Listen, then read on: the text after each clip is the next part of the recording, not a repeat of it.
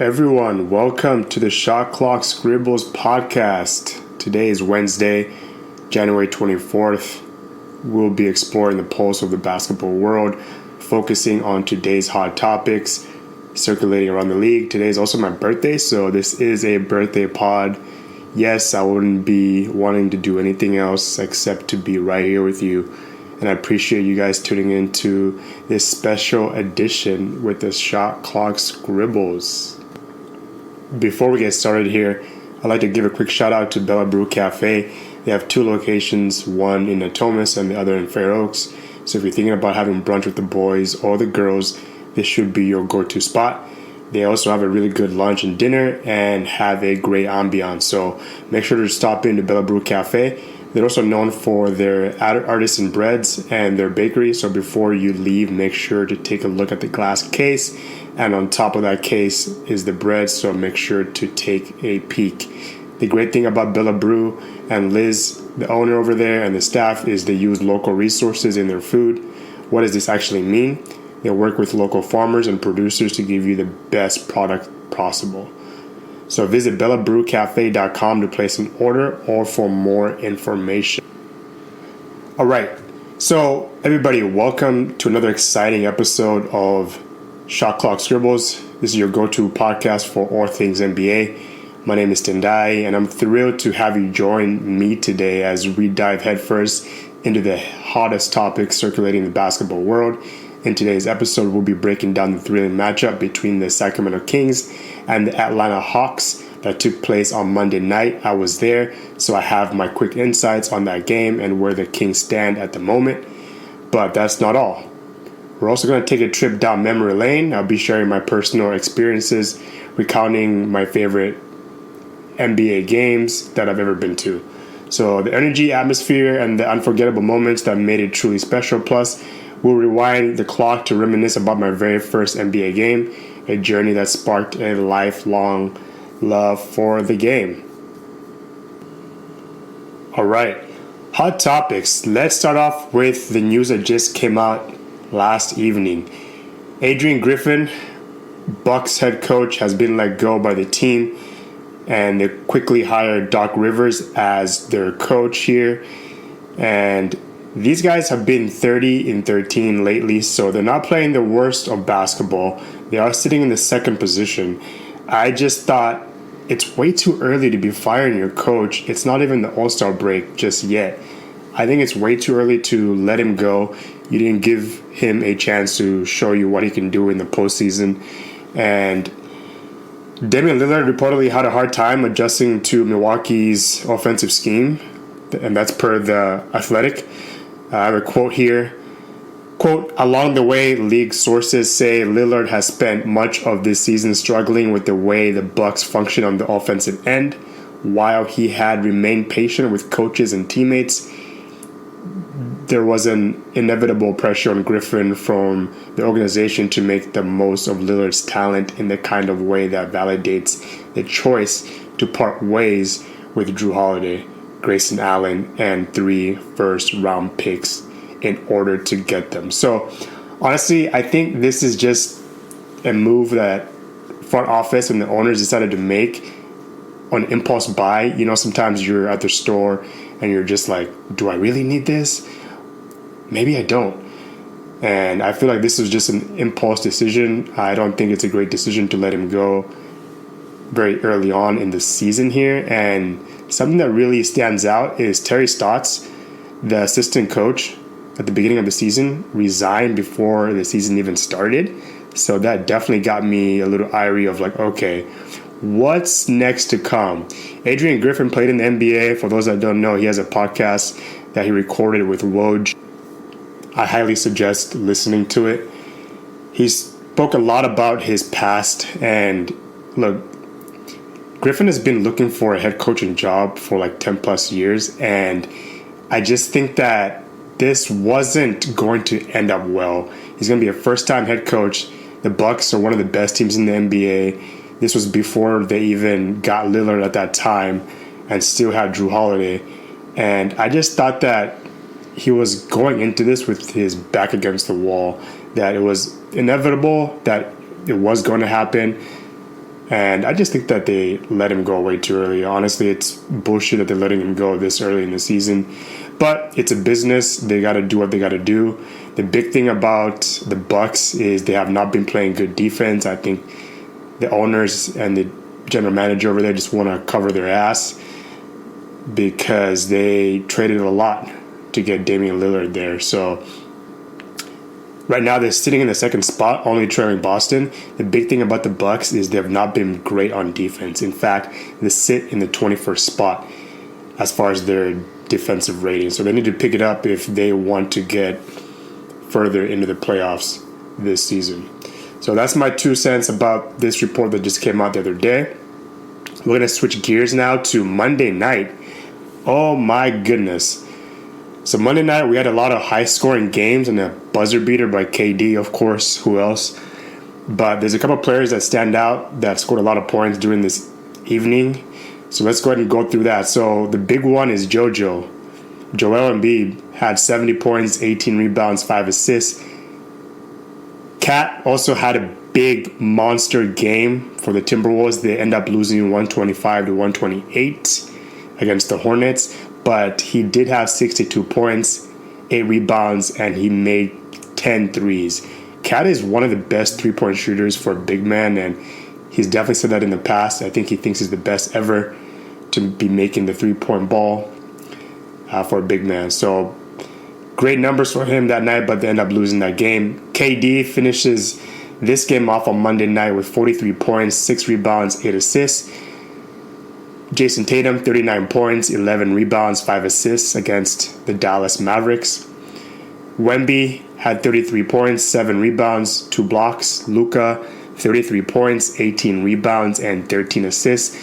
I did watch some of those highlights during that game. There were a lot of good moments. That Luka and Jaylen Brown matchup was very exciting to watch. Those guys are some of the best to do it in the game. Giannis had 31 points, 17 rebounds, and 10 assists. So he has a triple-dub there for his efforts.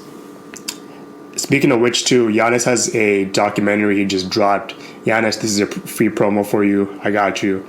But he has a podcast called Ugo, and it's on YouTube right now, sponsored by WhatsApp, I believe. It's about 30 minutes, goes into him going to Nigeria for the very first time, having that homecoming story. I really thought it was amazing to watch. Being from Africa myself, it really reminds me of being home. I know the excitement that there is and how it's so much different from the rest of the world. So I highly suggest watching that. Okay, so let's have our focus in on Joel Embiid. He has been on a tear and is playing very good basketball. So we're going to break down some things on JoJo here. So JoJo has been playing at an MVP level. Honestly, he is my MVP because he's just been balling out. Let's look at his numbers in a second here, but he's doing it very efficiently as well. He dominates the first and third quarters, and usually Tyrese Maxey is more aggressive in the second and fourth. So if you ever watch the 76ers games, that's usually how it goes as far as how those guys go about their quarters there. So he also gets to the line a lot. In fact, JoJo gets to the line a little over 12 times per game. He makes almost 11 of those, or 88.7 is what he's shooting from the free throw line. And in the top 20, he's the only center.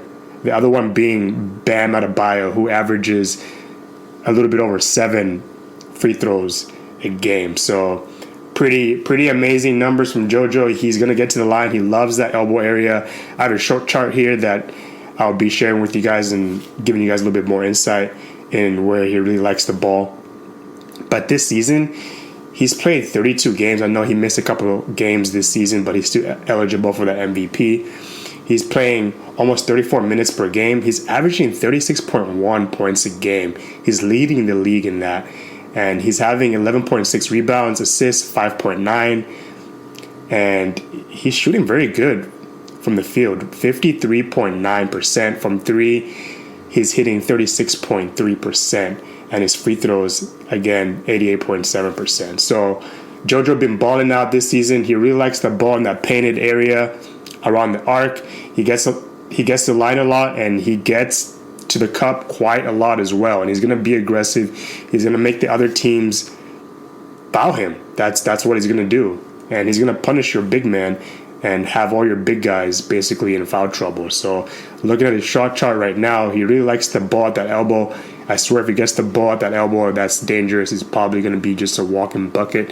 It's like a layup for him right now. So he's just been playing lights out. We're going to move on and speak about the next topic here. In big news that just recently happened, Terry Rozier gets traded to the Miami Heat. So the Hornets send Scary Terry to South Beach for a 2027 first-round pick and Kyle Lowry. So I think this is a good choice for the Heat to move Kyle off the books. As we all know, he's been injury-riddled ever since he got there. Butler and Hero have missed several games this season, so you add another player like Terry who can get you a bucket at any time.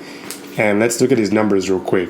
He's averaging 23.2 points per game, 6.6 assists, and almost 4 rebounds per game.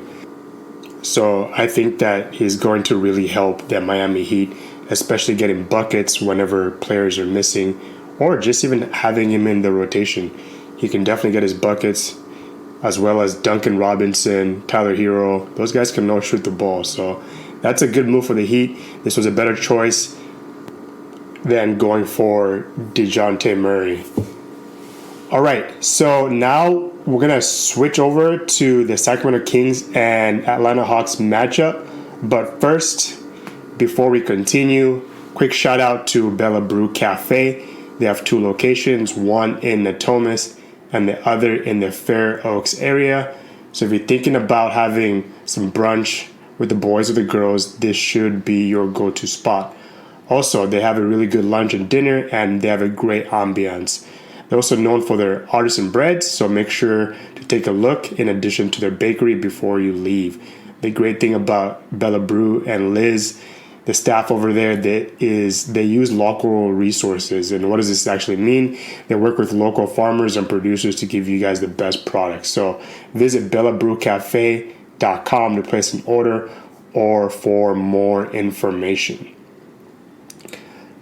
Alrighty, so now we're going to switch our attention to the Sacramento Kings and Atlanta Hawks matchup on Monday night, and this was an exciting game to watch towards the very end.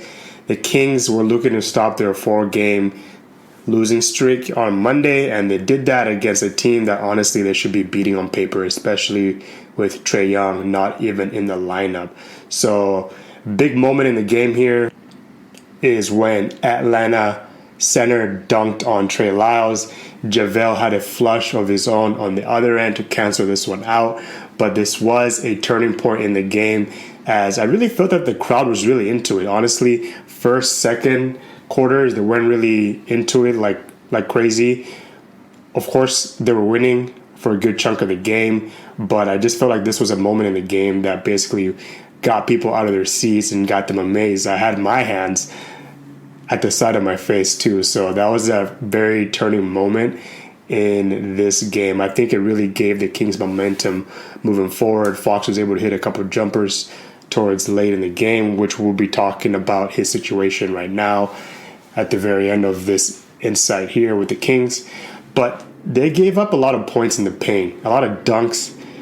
Mike Brown has said they need to get better on this because teams have a field day in the paint. So that's something I keep saying and advocating is the Kings need a valuable rim protector. And that's not a disrespect to JaVale or Alex Len, but you just need to upgrade in that position right now, especially if you want to keep up with people in the West who are winning games left and right.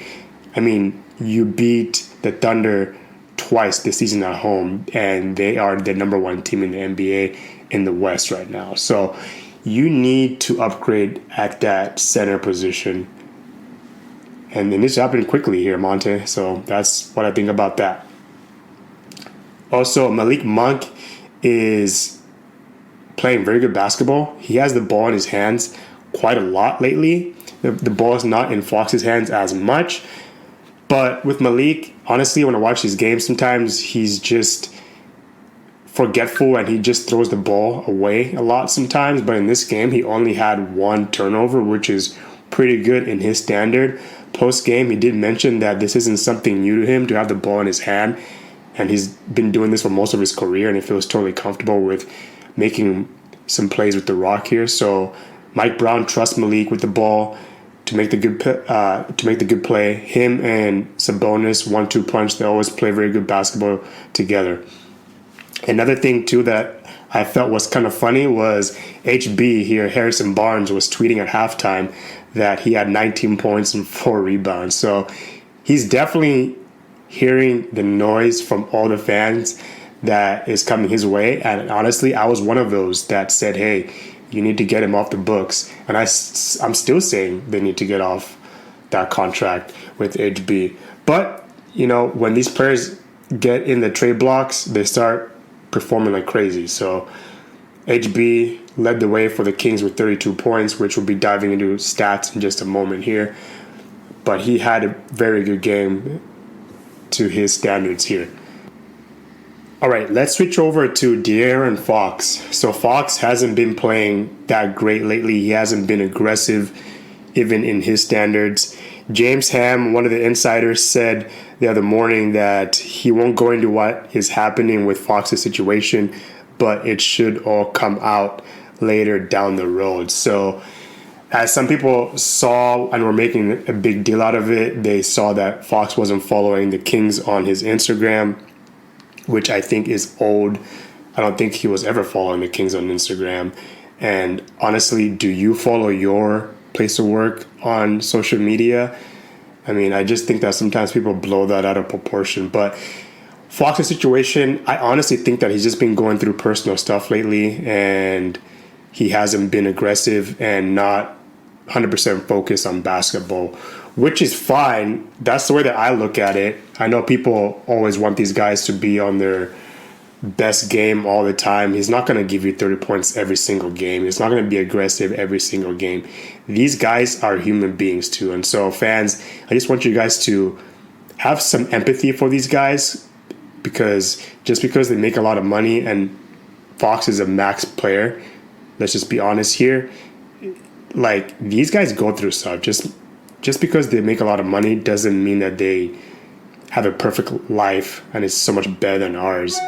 I think the city has embraced him, and superstars like this don't always wear a Kings uniform. So he recently broke his media silence lately.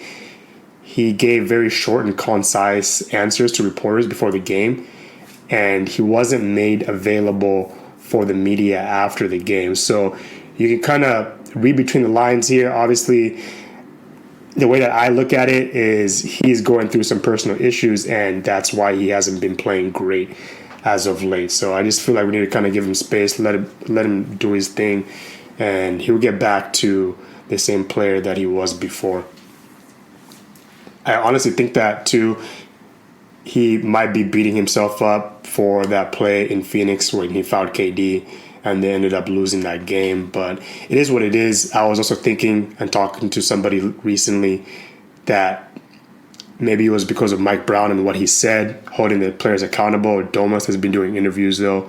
So I don't think that's a thing of the players being held accountable, especially after the blowout losses that they had.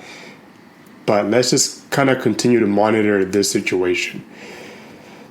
All right, let's talk about the box score here for the Kings side. Harrison Barnes had a really aggressive game. He finishes off with 32 points. He was very efficient too, 50% from the field and 50% from the three, and made all of his free throws 8 for 8. So that's a pretty damn good game from HB. Keegan Murray wasn't really shooting it lights out. Finishes off with 13 points in 32 minutes. Domantas Sabonis, Domas here. The Kings have been getting better at their free throws, and I'm happy about that. He went 6 for 6 from the free throw line, 40% from the field, and he has another double-double. Kevin Huerter, 8 points. Fox only had 12 points in almost 35 minutes of play here. Monk had 13 points as well. He played about 25 minutes.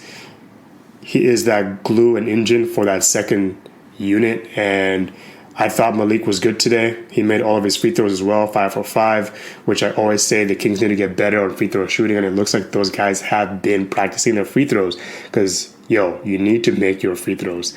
Trey Lyles was good off the bench for them as well, finishes off with 10 points in about 16 minutes of action, 50% from the field, and 40% from the three-point line here.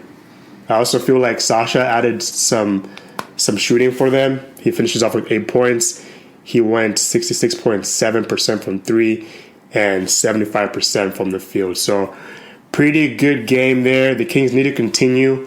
What's up for them moving forward is they have a 7-game road trip moving forward. They're starting off in San Francisco tomorrow against the struggling Warriors. Then they get the Mavs, Grizzlies, Heat, Pacers, Chicago, Cleveland, and come back on February 7th and take on the Detroit Pistons. So that should be an interesting one. Let's move over to the Hawks box score here. I was looking forward to watching DeJounte Murray, and boy, did he ball out in this one. 35 points, 47.8% from the field, 60% from 3, 7 out of 8 from the free throw line. He was the best player for the Hawks, and he was looking to be aggressive. The ball was in his hand quite a lot. Trae Young did not play in this game, which is also why I think they're also looking to get rid of DJ, is Trae Young and DeJounte Murray both need the ball in their hand. They're two ball-dominant guards, and I just don't think it's working out, and I think that's why they're parting ways with him. Oh, at least wanting to part ways. Bogdanovic, 18 points. Very good player. I love watching him play. He did play for the Kings, so I did watch a lot of him. I love him. He's good. He had a really good moment with Peja and the owner, Ronda Vive, before the game. Clint Capella, 11 points. Jalen Johnson, who I was kind of disappointed in this game. He played almost about 40 minutes, and he only had 11 points. He really struggled to shoot the three. He was only 14.3% from the three. That's not really 100% his game, but I understand. But he also did not shoot the ball very well from the field. He went 4 for 18 as he struggled there. Sadiq Bey, 13 points. And Garrison Matthews hit a couple of threes, 3 of them to be in fact. He finishes off with 9 points. So the Hawks really missed Trae Young, who has been in trade talks in the offseason here. It looks like the Lakers are interested in him and or Donovan Mitchell. So let's continue to monitor what happens in the offseason. But they really missed Trae Young as he was in concussion protocols. DJ continues to be in trade talks. He's in San Francisco right now. They play the Warriors tonight. And it just looks like it's nearing its end. So let's just see how this one goes here. What they're asking for DeJounte Murray right now, the Hawks, they're looking for a first-round pick, another first-round pick, and a starting level player. So he's going to be expensive, like I said in my last podcast here. So we'll have to see who ends up getting him. Will it be the Lakers? Will it be somebody else? Not 100% sure. So let's switch gears now and cover the last part of the podcast today, which is my favorite NBA moments and my very first NBA game that I ever went to. All right, so favorite NBA moments. There have been so many, but I'll just list out just a couple of them. Buzzer beater wins. The one that stands out is Metu hitting a game winner against Dallas a couple years ago here at the Golden One Center. I believe that was 2022. Looked that one up. That was a pretty damn good game to go to, and I'm so glad I went to it. What other moments? We had T.O. at one of the games at Arco Arena, and I ended up seeing him outside before he took off in his car when they played at Arco Arena. The Kings did during that time. I also do remember seeing Wheezy at one of the games. This was a pretty good moment for me. He was my favorite rapper at the time. He played the night before, and the night after, the Hornets, the New Orleans Hornets at the time, played the day after he performed. And I took pictures of CP, Peja Stojakovic, David West, Tyson Chandler, James Posey. Those are some of the guys that were a part of that team and was coached by Byron Scott, the Lakers legend. Those are some of the moments that kind of definitely stand out right off the top of my head. I might have some more later down the line as well. But the most exciting moment, it has to be watching Hall of Fame guard Allen Iverson up close, front row. I don't know how I ended up doing this, but I ended up getting in the very front, and somebody was just gracious enough to let me sit courtside, which I should probably watch some YouTube videos, see if I can see myself. But I found my way on the wood, and that was just amazing. At that time, they had C-Web, Iggy. I think this was around 2006, so 2006, I believe that was the year, if I'm having that correctly. And it was just a great time. Another good moment that I had is, Mom and Dad, if you're listening to this, I'm sorry.